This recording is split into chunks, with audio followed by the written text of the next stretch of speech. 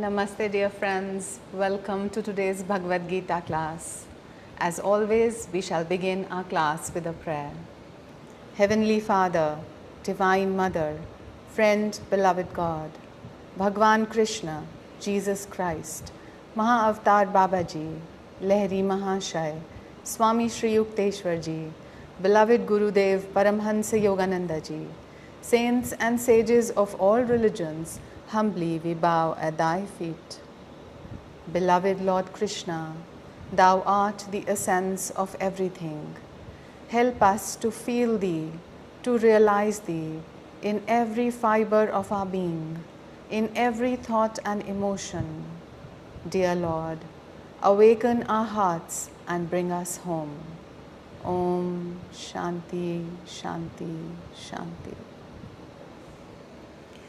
Let us now invoke the presence of the Gurus by singing the hymn to Brahma and a chant. You may sing along, or you may use this moment to interiorize your attention, to bring yourself to the present, and to be receptive to receive the teachings of the Gita.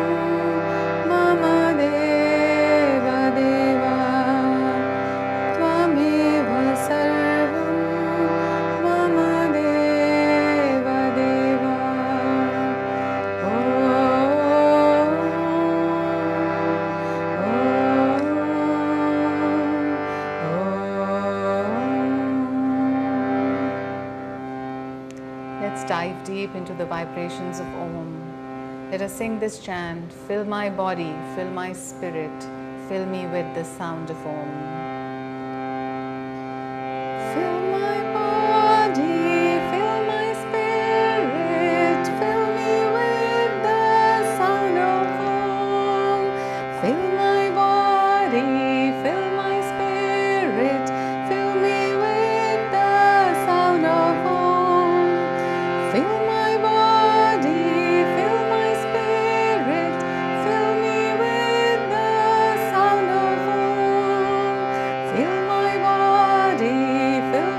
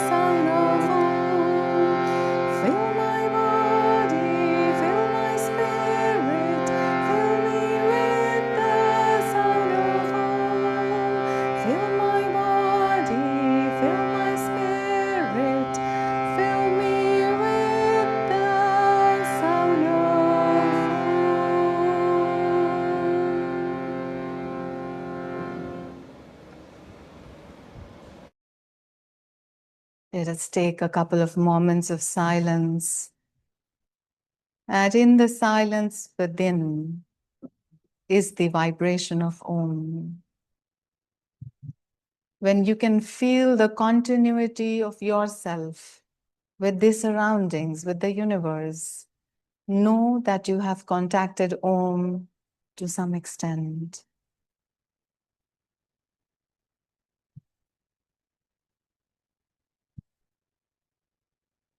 Om Shanti, Shanti, Shanti. So, my dear friends, welcome to the 47th class of the Bhagavad Gita. So, today is a little important day. One is for a generic reason, and one is for all of us. So, the generic reason is actually for all humankind, in a sense, is today is Ganga Dashehra. So, Ganga Dashehra is that day, on the day on which Ma Ganga descended from the locks of Shiva on earth. So we can celebrate her and we can thank her for coming down on earth for the redemption of so many souls. So Har Har Gange. The second reason, which is important for all of us, is exactly 1 year ago, that was on 6th June, that we started our Bhagavad Gita series. And we're on the 47th class. So we just missed a couple of, let's say, 3-4 classes because I was on pilgrimage or some other reason. But mostly we have been successfully able to do one whole year of classes. And I think we have many more months to go. And this journey has been so, so beautiful with all of us together, with also with question and answers, and also with some discussions and so much more. So friends, we come back to our study, and in the last class we were studying chapter 6. And just to revise how it went, the first 5 shlokas, and this chapter begins by Krishna talking to Arjuna. So in shloka number 1, he said, "He is the true renunciate and the true yogi who performs dutiful and spiritual actions without desiring their fruits. Nor he," so basically he's talking about a person who is a kriya. So he's saying that person is neither a yogi nor a sannyasi, who on the one hand is not performing actions without expecting the fruits of action, and on the other hand is not performing any sacrifice. Sacrifice means like the inner fire rite of Kriya Yoga, or even the external yajna, or as we studied in the previous chapters, that he is not making any kind of oblation and offering back to the universe, back to the devas, back to the guru from where he has received. So such a person is a karmi, and therefore we should avoid being such a person, a kriya. So here in this shloka, Master explained that the best combination for a person is, on the one hand, he should be involved in worldly duties, and in all those duties he should renounce the fruits of actions. On the other hand, he should also be a yogi. So on the one hand, he is a sannyasi because he's renounced the fruits of actions. But on the other hand, he is an active yogi, means proactively he is meditating and he is trying to establish a communication or communion with God. And such a devotee who is both a renunciate and a yogi, Krishna says he reaches him very quickly. So if we all want to, rapidly race towards God, this is the path that has been given to us, which is of course, the Karma Yoga as well as the Raja Yoga. Okay, so in shloka number 2, Krishna says to Arjuna, he says, "That which is spoken of by the scriptures as renunciation is the same as yoga. For he who has not renounced selfish motive cannot be a yogi." So he explains further and he says that although it appears that the path of renunciation and the path of yoga are separate, but yet they are the same because the goal involving them is exactly the same. Also, a person who is actively practicing yoga automatically, as soon as he starts to have communion with the Lord, he automatically does not desire the fruits of action from the world. Similarly, a person who is firstly active in renunciation and has renounced the fruits of action, he advances to a level where he starts to perceive his connection with God. So a renunciate eventually becomes a yogi also, and a yogi eventually becomes a renunciate also. And all of us who are disciples of Paramatman yoga, we are going to try and do both at the same time. And that's why Master said that our numbers are higher, means numbers for going towards God, our percentages are much better. Okay. So shloka number 3. For the Muni desiring ascension, meditative action for divine union is spoken of as his way. And when he has mastered this yoga, then inaction is said to be his way. So what is being said here? It says that when a novice comes on the spiritual path, then he has to do a lot of things. So he has to act in many ways. He has to follow the yamas, he has to follow the niyamas, he has to do pranayam, he has to interiorize his attention. So step by step, he has to ascend to the ladder of yoga, where finally he comes to the state of union. And then finally, when he does come to the state of union, he enters the state of absolute stillness. So that becomes the way of inaction. So firstly is the way of action, but then when that action leads to divine union and absolute stillness, then that absolute stillness or inaction becomes the way of the yogi. Shloka number 4. He who has overcome attachment both to the sense objects and to actions, and who is free from all ego-instigated plannings, that man is said to have attained firm union of soul with spirit. So a couple of things were said in this shloka, and we saw how that if we renounce our worldly desires, if we are not attracted to the world, then automatically we will also leave the active planning that we do to attain certain things in this world. If there is no attachment, if there is no attraction to the things of this world, then where is the need for sankalpa or active planning? It is only when you see something in the world and you're attracted to it, your mind jumps out through your senses and you say, I want to have it, I like it, and then the problem begins that you have to do karma to then finish that, and to do that karma you have to do the active planning. So that's what Krishna is saying, that once you are settling in yourself, and then you are no more attracted to the things of the world, the planning involved and the karma involved will automatically, it will be bypassed or it will be shelved, and you will come to the state where there will be more peace, and the soul will be easily united to spirit. Then in shloka number 5, Krishna said, let man uplift his self or ego by the self, atman. Let the self not be self-degraded or cast down. Indeed, the self is its own friend and the self is its own enemy.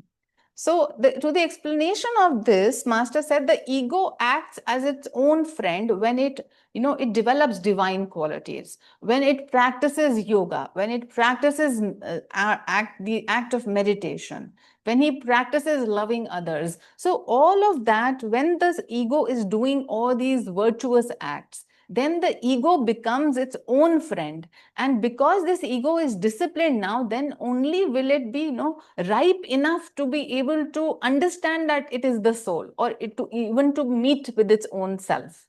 So then it becomes its own friend. On the other hand, if the ego is too much attached to the physical world, to matter, has too many desires and attachments, then the ego is downgrading itself, because unless it disciplines and ascends through the paths of yama and niyama, it is not going to be even have the possibility of meeting the soul or recognizing or remembering that the ego is nothing but the soul. But so therefore it is important that we have a disciplined life. We do practice all the paths of yoga that have been told to us. The Patanjali's Ashtanga Yoga, or parallelly, Christians follow the 10 commandments, and all of them actually mean the same thing. So we have to practice self-control. We have to practice self-restraint. We have to discipline our life. We have to be proactive in doing good things. We have to be proactive in doing meditative actions. And once we are doing that, then the ego becomes refined, ego becomes spiritualized, and only then can it, finally ascend to its soul self. So this brings us to the next shloka that we are going to go on from today. This is shloka number 6, chapter number 6. Bandhuratmatmanastasya yenatmaivatmana jita anatmanastu shatrutve vartetatmaiva shatruvat. In Hindi, जिसका अहम आत्मा द्वारा जीत लिया गया होता है, उसके लिए आत्मा अहम की मित्र होती है। परंतु सत्य में आत्मा अनियंत्रित अहम के प्रति एक शत्रु के रूप में शत्रुतापूर्ण व्यवहार करती है. For him whose self ego has been conquered by the self soul, the self is the friend of the self. But verily, the self behaves inimically as an enemy towards the self that is not subdued. Now, interesting, this is an extension of shloka number 5. In shloka number 5, what was being said is that the ego is its own friend and the ego is its own enemy, depending on the actions it performs, depending on its desires and attachments. Now here, now they've brought in the soul is the friend of that ego which has refined itself. But the soul is the enemy of that ego which has degraded itself. And coming to the story of Mahabharata, this is very clear. It is Krishna, the soul, becomes the friend of Arjuna, the refined ego. But Krishna, the soul, stands as an enemy of Duryodhana, which is the degraded ego. So when you ascend with self-effort, when you ascend, then your own soul self, then the Krishna, which is all-pervading and especially present within you, that comes to your aid to help you. When Krishna sees that this ego, this soul, which is identified as the ego, is working, is a good, acting as a good child of the infinite, then the soul as a parent is more than willing to help and befriend, because it knows that eventually the ego has to remember its soul self and has to eventually set free. It is the destiny of all souls who to be set free back into God. But Krishna can come to our aid. And we can come to that point of becoming Arjuna, means having that refined ego, by our various practices. And at that point, if we call upon Krishna, he runs towards us. He is so willing to help. He is so much waiting to help.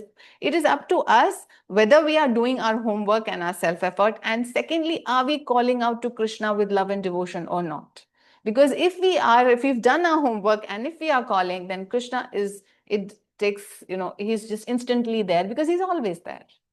But you suddenly start to realize that he's there. Krishna has always been around. Krishna is Sachidananda, is another name for Sachidananda.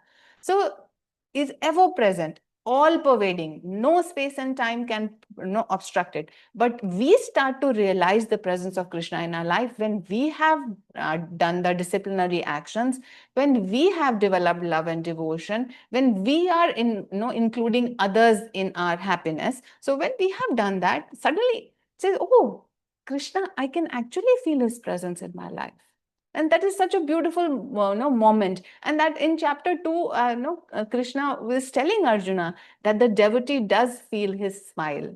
And Master says that suddenly, because of the development of the inner intuition, the devotee starts to feel the presence of Krishna in his life, always active. And I don't know why this is coming in my thought, but it is said that Sri Aurobindo, he was, when he came from London to India and the nationalist movement was on, the freedom fight was on, and as a pro-national and a freedom fighter, he was also put inside jail. And it is inside that jail chamber was his first experience of the all-pervading Krishna consciousness.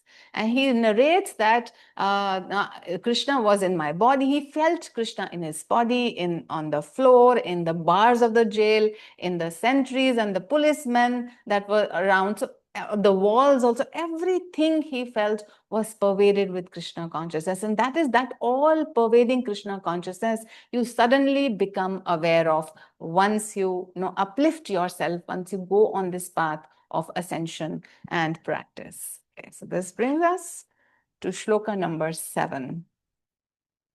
Jitatmana prashantasya Paramatma samahita Shitoshna sukh dukheshu tatha manapmanayo.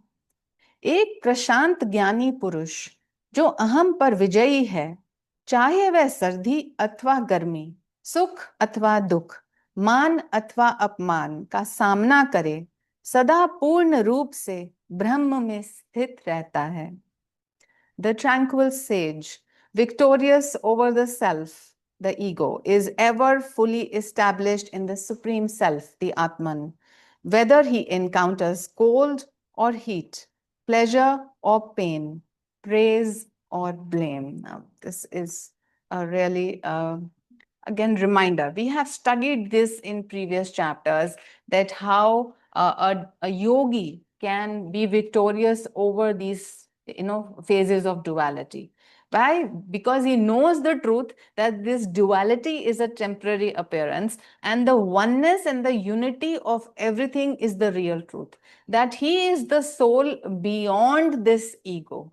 He is not only living through this body, but actually his soul self is untouched by this duality, and his attention and his consciousness is living from the level of the Atman.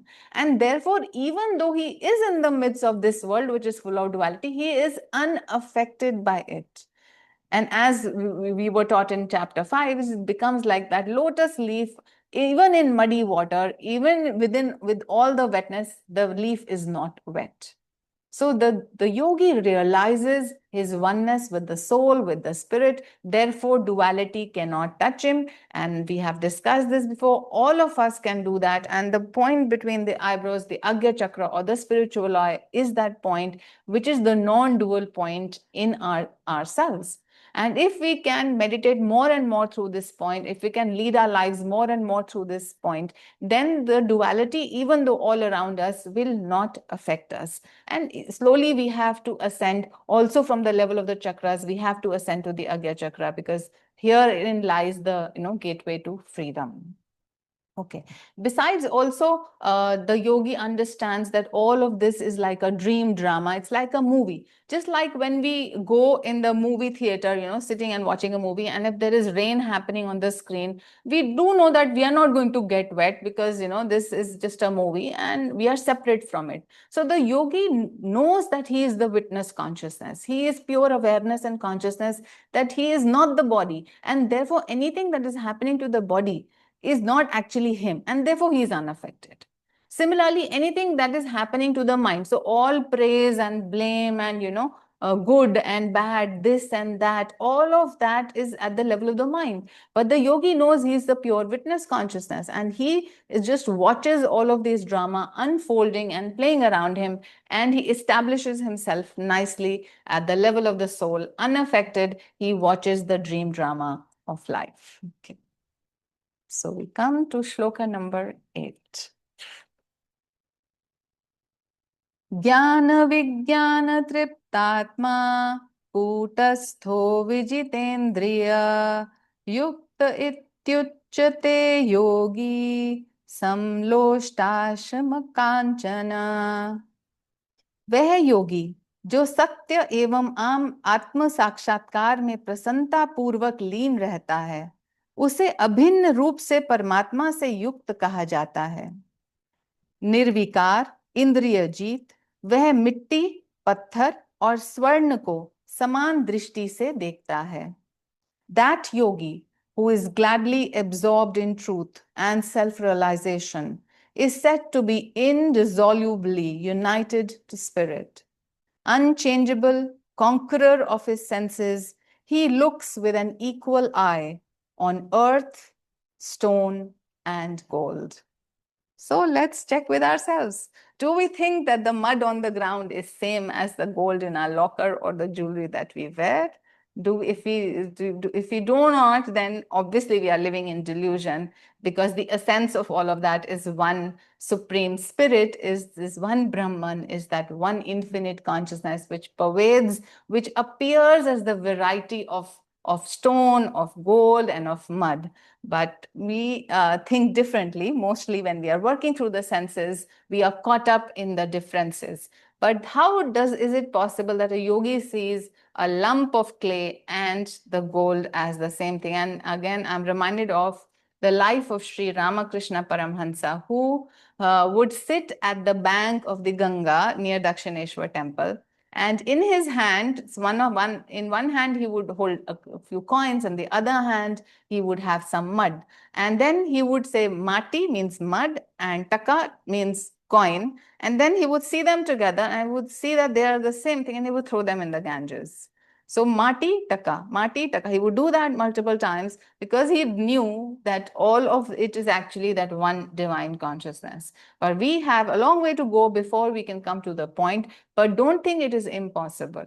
It is very, very much possible in this life. And if actually we want to grow out of suffering. So for example, if we think we have a stone and if we think we have gold, somebody takes away the stone from us, we are not bothered. But somebody takes away the gold from us, we are all crying. So we are in suffering because we see the two as different. So eventually, if we do want to rise above all suffering, then we will know that all of this belongs to God. All of this is the substratum of God Himself. And only by changing our inner perception of the two items as the same can we rise above all suffering and all fear. If we see them as same, then we will have no fear that somebody will take the gold. And also, we should know, even on a daily basis level, we should remember that all of the gold and all of the money and all of these possessions that we talk about, as soon as we drop the physical body, which most of us don't know of, although yogis do know when they're going to go away, but most of us don't know. So any moment the body can fall away. And when the body falls away, then all its possessions there were those which were so dear to it, they suddenly have no value at all. Zero. And the only things that actually go with the soul is what? Is love, is friendship, is the inner abstract qualities which have no form, but which are all pervading and all present. So what are we really, this should really make us think. So for example, if we are going on a vacation, we know neatly we pack the suitcase, we have some nice clothes, nice shoes, and something to eat and so on. We really prepare ourselves on the journey of a vacation. Now let us ask ourselves, are we preparing our suitcase, which is a subtle sukshma suitcase, for our journey beyond death? Are we collecting those virtues that are going to go with us? Are we collecting the good karma that is going to go with us? Have we developed the state of communion with the Lord, which is forever going to stay with us? That is the real suitcase that we need to pack up. But are we doing any such thing? Or we are just lost in this world of senses and we have forgotten that the 1 second maybe later, a moment later, or a day later, this will be no more. This dream is over. Then how ready are we? How prepared are we? So this is for all of us to introspect and think that how much am I preparing myself for my forward journey? Now that forward journey will depend, of course, on your self-effort and God's grace and Guru's effort for us, is that whether we go into complete liberation and dissolve into spirit or we go on to further births, that is a different issue. But it is an onward journey. Life is not going to end when this body drops. So how ready are you? How free do you feel in yourself right now? Because that is the sense of freedom that is going to carry forward. So let's prepare. Each minute is important. Each day is important. Let's gear up for, that final exam of physical death. And if we are prepared, then our hearts will be calm. In that moment, we will be able to concentrate and call upon the Guru. In that moment, we can set ourselves free. So let's get ready. Okay. Right. So what Master says for this shloka is, I'll just read that, says, a yogi who has realized his soul by ecstasy and found in it all wisdom is filled with true satisfaction. He rests in bliss, concentrated on the single divine beam. He looks upon a lump of earth, a stone, or gold as dream relativities of that same one light of God. Always united with the Lord, he realizes the phenomenal world and its various appearances as emanations from the one divine consciousness. Okay. This brings us to the next shloka, which is shloka number 9. Suhrinna mitrarya dasina madhyastha dveshaya bandhushu sadhushvapi cha papeshu sambuddhir vishishyate. वह परम योगी है जो संरक्षकों, मित्रों, शत्रुओं, अपरिचितों, मध्यस्थों, द्वेषियों, संबंधियों, पुण्यात्माओं और नास्तिकों को समदृष्टि से देखता है। He is a supreme yogi who regards with equal mindedness all men, patrons, friends, enemies, strangers, mediators, hateful beings, relatives, the virtuous, and the ungodly. So in the previous verse, we were talking about metals and pieces of earth, but now we are talking of a variety of human beings.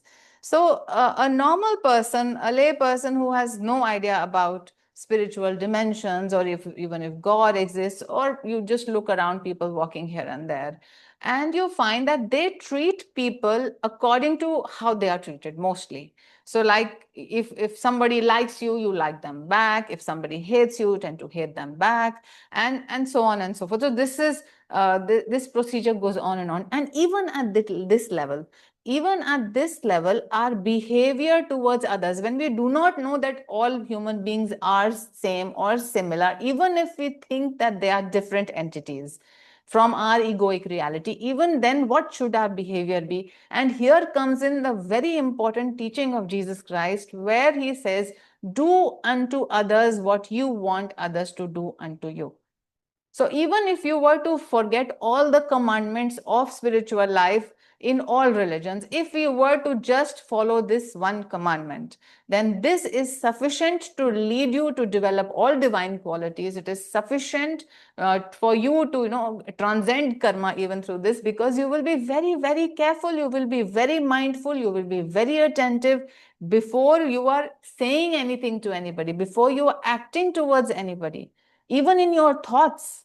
So don't think bad about others if you don't want others to think bad about you. So at the level of thought, speech, and action, do unto others only what you want others to do unto you. So be very, very mindful. But of course, now this state is transcended once a yogi realizes his oneness with everything. So once the substratum of God is realized as the underlying reality behind all variety. So once you know, as a child, you see the rainbow and you say, wow, the colors of the rainbow are so beautiful. I don't think red is same as blue. I don't think yellow is same as green. But as you grow older and as you read physics, and you in the prism, you yourself do the experiment that how it is that one white light which is distributing and dividing into 7 colors. So as you mature, you know, and you see the oneness of that, all the 7 colors of the rainbow. Similarly, as you mature in spiritual life, even though you are seeing the variety, but you do understand that there is one continuous reality behind all of this movement, behind all of this variety.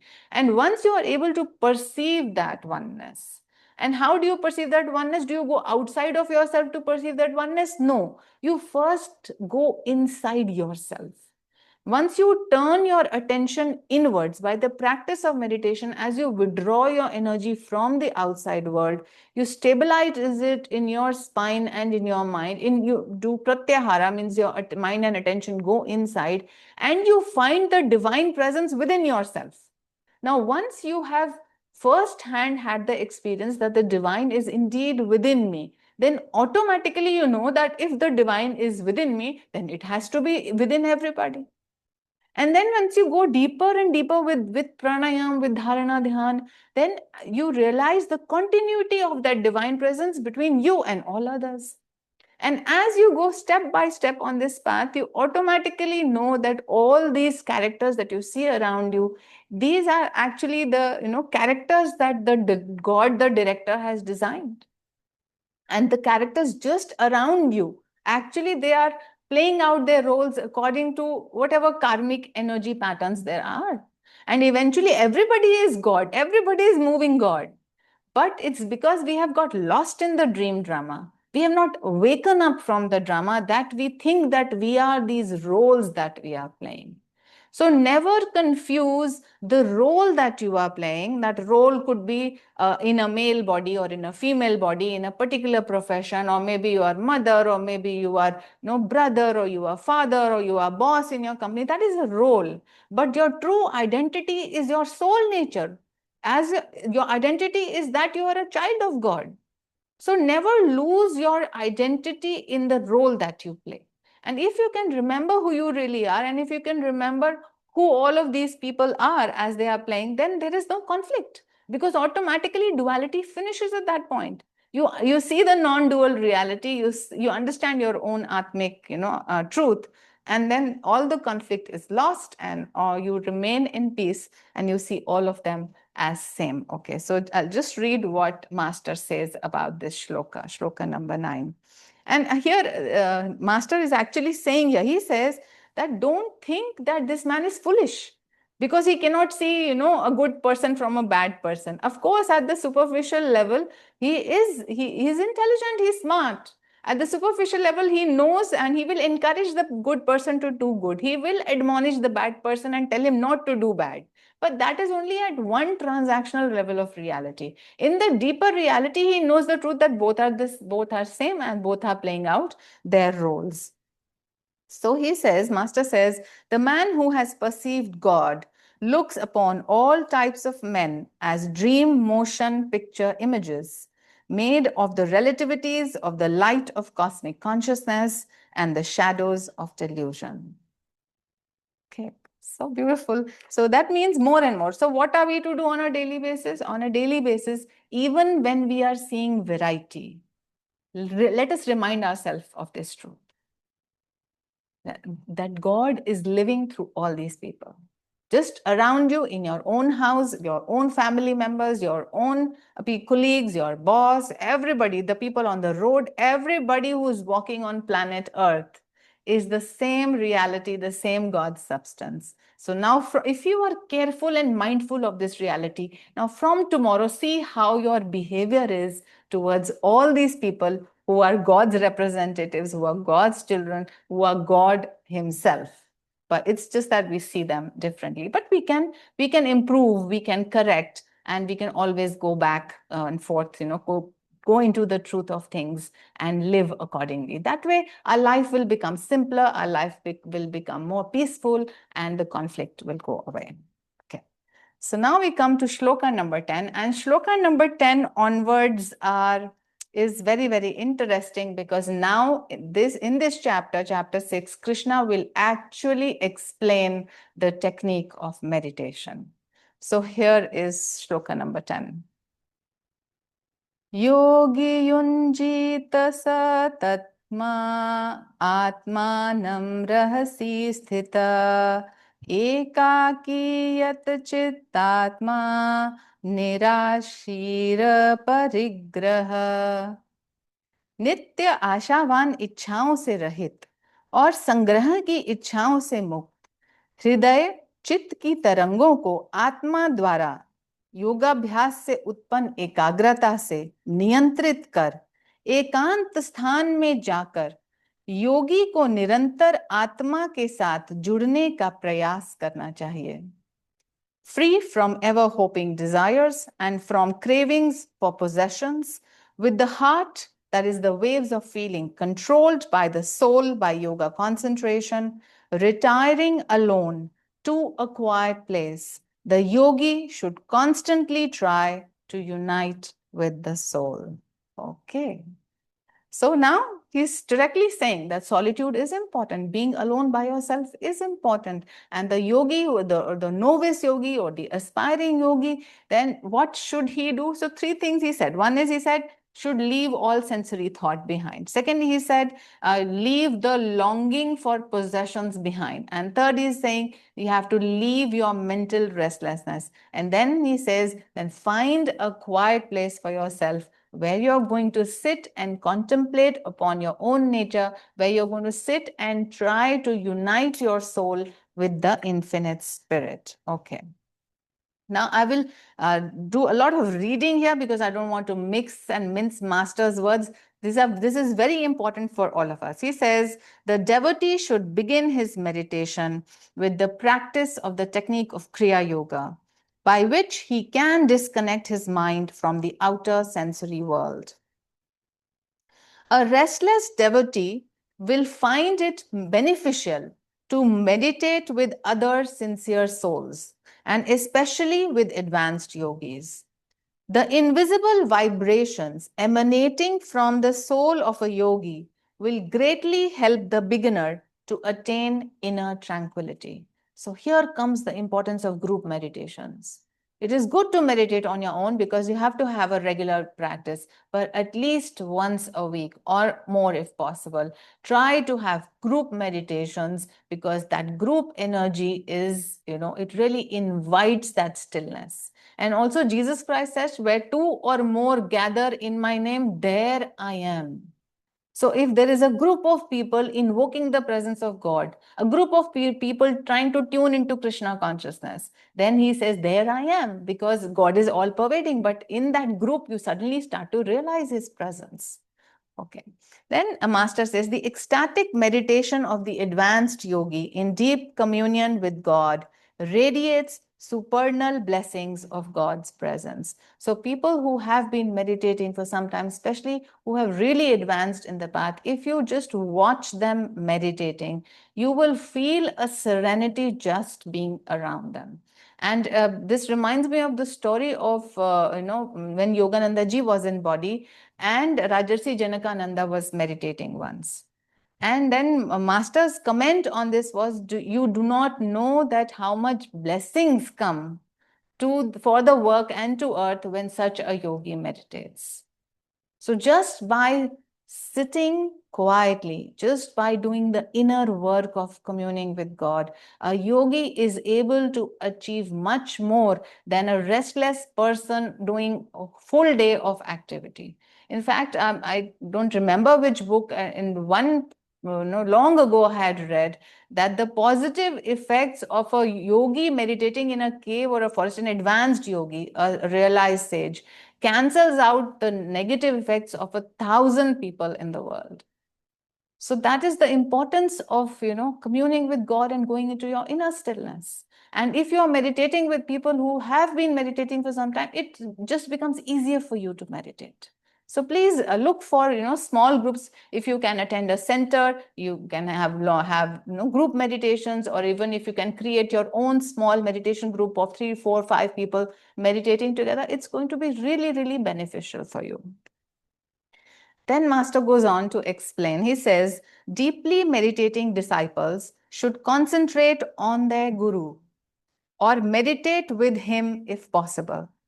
Those who are spiritually advanced do in fact meditate with the guru by visualizing him at the spiritual eye and tuning in with him. It is sufficient for a disciple to think strongly of his guru before meditation.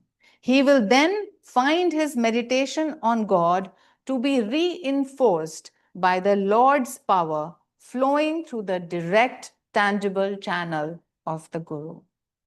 So never meditate alone, even when you are sitting by yourself physically. But if you call upon the presence of the guru before meditation, or you can even visualize him sitting in front of you, can visualize him as if his astral spine is overlapping your own astral spine.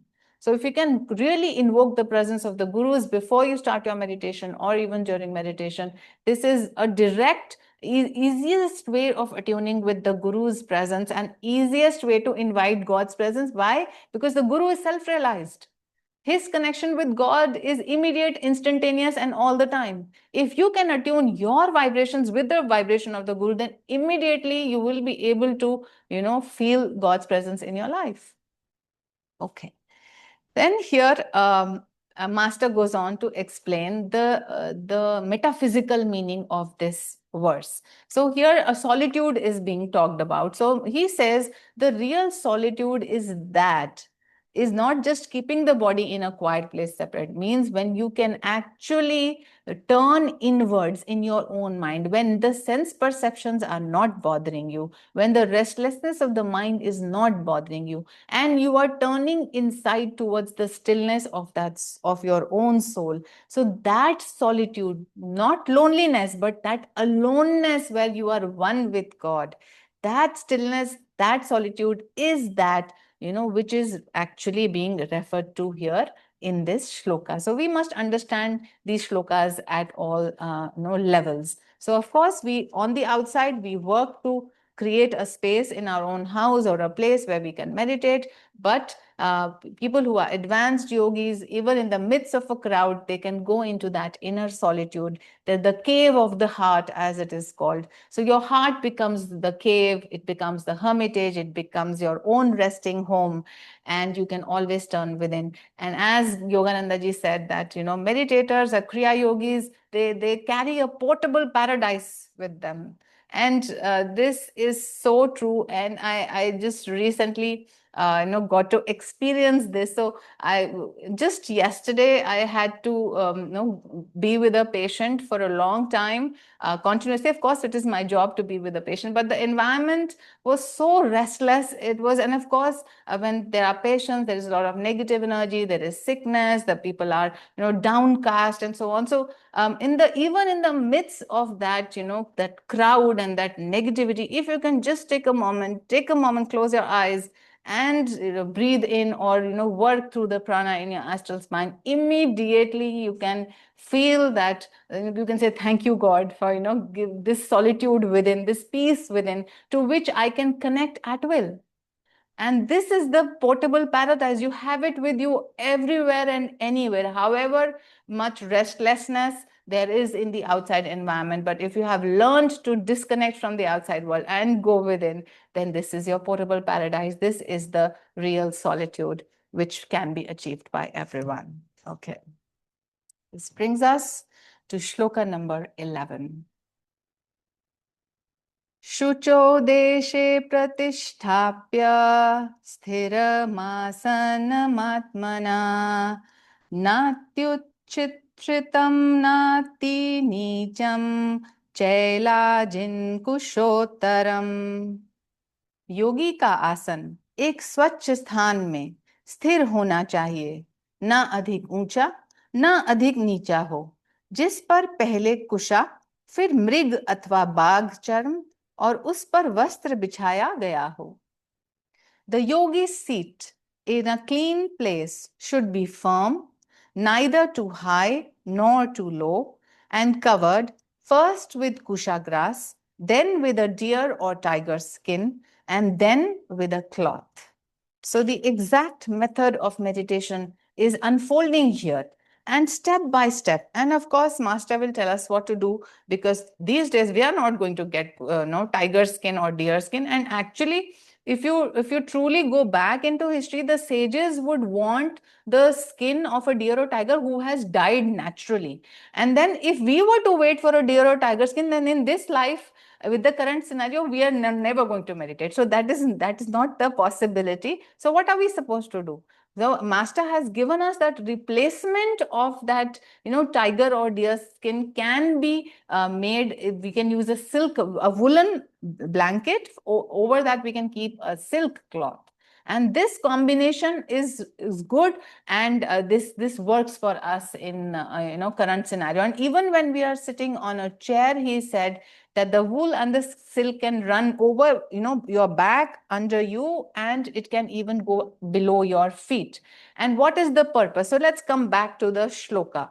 So the shloka says that first the yogi uses kusha grass. So now think of those times where yogis and munis are in a forest and kusha grass is available. So why kusha grass? It is said that kusha grass creates a layer where it prevents the dampness of the earth to come to the meditating yogi. So if the yogi is such who's also who's renounced, he doesn't even have proper clothes to wear, and he has to just he cannot be in direct contact with the dampness. So he puts a layer of kusha grass. Over that, he used to put a tiger skin or a deer skin. And and a cloth is also mentioned over it. So the purpose of the skin and the cloth is to prevent the earthing of currents from the human body into the earth. Now, you may have heard of earthing of electrical appliances, earthing of plug points, earthing of pretty much everything in your household. And because you know that the electricity can go down into the earth. Now, some may say that, what about the human body? Is it really running on electricity? The answer is yes, yes, and yes. Now, if you go for a simple ECG, then what is that ECG doing? ECG is the electrocardiograph is actually marking and mapping the electrical currents that are going in the heart. Similarly, if you go for the EEG, which is the electroencephalogram, and it is measuring the brain waves in the brain. So electrical currents that are happening in the brain, though we can actually see them, we can map them, we know there are so many waveforms in the brain, and actually everything that the body is doing is because of the electrical impulse transmission from one neuron to the next, then from the neuron to the muscle fiber. And then because of that electricity going from one cell to the other, so many other things, the ion exchange happens and all of that, the whole machinery works. So yes, we are actually running on subtle electricity. And if this is electricity and electricity has an electromagnetic field around it, the Mother Earth is also in electromagnetic field. And if the yogi wants to raise his energy in the astral spine up towards the brain, which is the purpose of yoga, he has to come here and he has to come here, then he has to prevent the drainage of electrical impulses or prana going down into the earth. And that is why it is important to have these, asanas, or, as we said, we can use wool and a silk combination or cotton combination as well. And therefore, we need to prevent this from, I think, most of the meditation places that you go to, you find that they already have carpeted floors. So kind of a woolen layer is already there. And then on top of that, you can, the ground has to be firm. You can use a cushion over that and so on. So then he also mentions that the seat should be neither very high nor too low. So for this, neither too high, Master explains this could be for a reason that if the yogi goes into divine ecstasy, if he goes into samadhi, and if he goes into that, a state where he is not aware of the external, senses, then it is possibility that in that state of samadhi, he may fall down. So it is better to stay in a position which is not so high that even if he loses his balance, then he is not hurt. The reason for not being too low is not very clear on the physical level. Of course, we will go into the metaphysics, but it could be just to prevent maybe the insects which are present, or even there may be snakes, there may be insects, is to prevent all of those. The seat should not be too low. So now let's come to the metaphysics of this. What do we mean by not a high seat and not a low seat? So the real seat is, of course, we are talking of seating the physical body. But how about seating the prana, our mind and our attention? Where is our mind and attention seated? So the kusha grass is actually represents the earth element. So the Mooladhara chakra, we know the lowest chakra is the earth element. So that is supposed to be the layer of the kusha grass. The second layer is that of skin. Skin is made of blood nutrients, is made of the animal form. So blood is liquid, and the second chakra, which is the Swadhisthana chakra, is the water element. So that is the next layer. And the third layer is that of silk, or the fiery element. It is I think the silk from the silkworm is extracted by some kind of a burning step. So that fire is that. So the Manipur chakra represents the silk level. So when we are talking of the physical body, then of course it is the outside kushagrass and the outside skin and the outside silk. But when we talk of seating our mental attention, then neither too high nor too low will be the position of the anahat chakra. Means your attention and your mind is seated at the level of the heart. Not too high because you are not still at the spiritual eye. You are somewhere in the middle. And not too low because you are not residing in the lower chakras. Your attention is being raised high. And we know that the higher the attention is kept, And by the practice of pranayam and kriya yogas, we can automatically make the upper chakras, especially the spiritual eye, so magnetic that it can draw the current from the lower chakras. But this is the metaphysical meaning of this verse, where the inner seating is talked about. Okay. This brings us to the next. Okay. So just a line reading from what Master has written. He says, the successful yogi first takes his ego, mind, and life forces through these three lower centers that are connected with material consciousness and lodges his consciousness in the centrally located heart center, which is neither high nor low. Okay. Shloka number 12. तत्रैकाग्रं मना कृत्वा यत् चित्तेन्द्रियक्रिया उपविश्यासने युञ्ज्याद्योगमात्मविशुद्धये।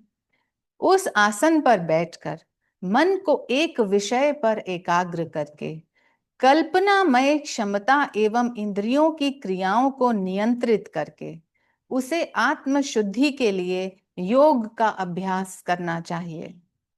Established on that seat, concentrating the mind on one point and controlling the activities of the fanciful faculty of the chitta, which is the power that visualizes, and the senses, let him practice yoga for self-purification.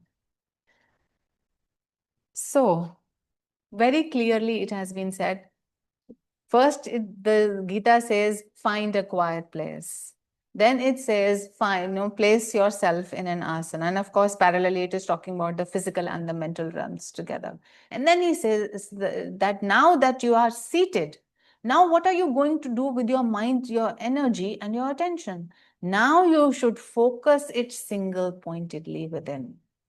And the point of meditation that we have been given, and most traditions or meditation traditions gives, is the Agya Chakra, the positive pole of the Agya Chakra, or the third eye, or the spiritual eye. And by focusing here single-pointedly, he says one should practice yoga. So uniting your energy, your prana, and consciousness with the consciousness of the Kutastha Chaitanya, which is the all-pervading Krishna consciousness. So the next step has been clearly laid out. The Gita is such a beautiful scripture. It has talked about karma in detail. It has already talked about jnana in detail. And there will be talk about bhakti as well. Now it is talking about meditation in such a great detail without any confusion. There is so much crystal clarity. It is telling you exactly what to do, how to sit, where to sit, what to do, where to place your attention. And if a yogi does do this following step by step, then automatically the promise of the scripture will be fulfilled. Automatically, if the yogi is able to focus single-pointedly at the spiritual eye, he will be able to cross over into the infinity of Krishna consciousness through the spiritual eye.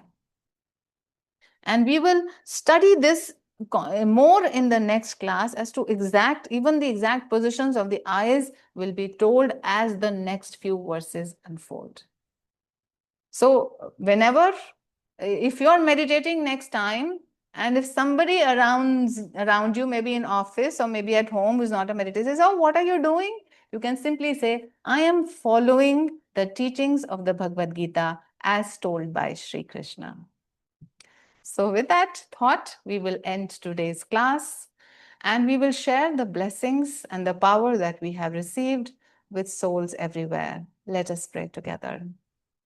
Divine Mother, Thou art omnipresent.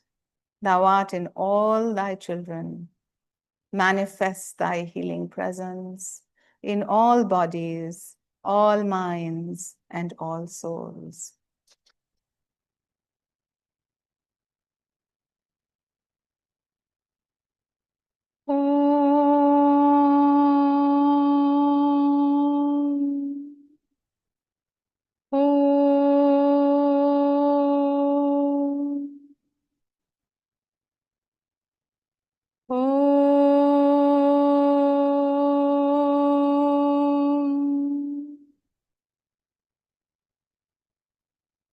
Divine Mother, beloved Krishna, great Gurus, may thy love shine forever on the sanctuary of our devotion, and may we be able to awaken thy love in all hearts. Om Shanti, Shanti, Shanti.